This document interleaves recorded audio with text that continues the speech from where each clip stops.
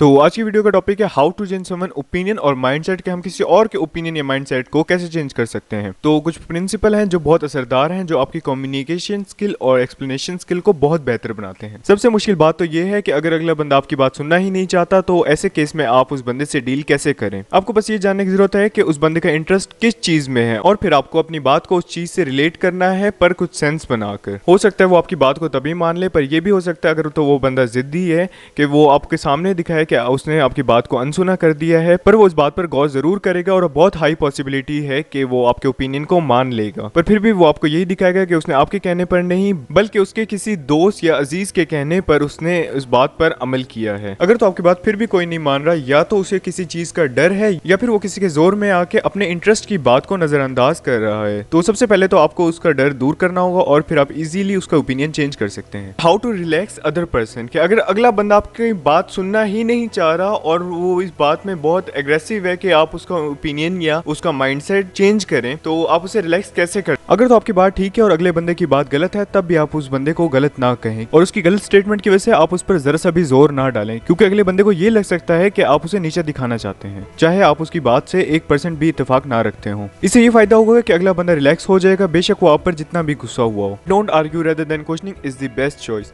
जब आप उस बंदे की पूरी बात को समझ लें तो कुछ कमजोरियां, कुछ वीक पॉइंट ढूंढें उस बंदे की स्टेटमेंट में से जिसे आप बदलना चाहते हैं, और फिर आप उस बंदे से उन वीक पॉइंट के मुतालिक सवाल करें। आपको महसूस होगा कि वो बंदा उन वीक पॉइंट को लेकर खुद क्लियर नहीं है और कंफ्यूज्ड है, और तब आप उसकी कंफ्यूजन को दूर करें अपनी क्लियर स्टेटमेंट के साथ, और तब भी आपने उसकी गलतियों के कोई हाईलाइट्स नहीं देने। ये भी तो हो सकता है कि वो बंदा कोई आर्ग्यू ना करे और आपके ओपिनियन को फौरन मान ले, क्योंकि अगर आपकी बात में कुछ ऐसे अल्फाज हों जिस पर गौर किया जा सकता है, तो ये बात यकीनी है कि वो बंदा आपकी पूरी बात पर गौर करेगा और अपना इंटरेस्ट भी दिखाएगा। जब आपकी बात में कुछ मशहूर शख्सियतों के कोट्स हों जो उस फील्ड में एक्सपर्ट हैं जिससे आपका रिलेटेड टॉपिक है, क्योंकि ऐसे अल्फाज बातों में जान डाल देते हैं। आपकी किसी बंदे के सामने इमेज कैसी है, ये बात बहुत मैटर करती है किसी बंदे का ओपिनियन चेंज करने में, क्योंकि जब आप किसी बंदे का ओपिनियन चेंज करते हैं तो अगले बंदे के जहन में ये बात जरूर आती है कि आखिर क्यों और किसके कहने पर मैं अपना ओपिनियन चेंज करूँ। क्या वो बंदा ऐसा है जिस पर मैं ट्रस्ट कर सकता हूँ, या फिर अगर तो आपकी इमेज उस बंदे के सामने अच्छी नहीं है तो आप अपनी बात या अपने ओपिनियन को और मजबूत करें।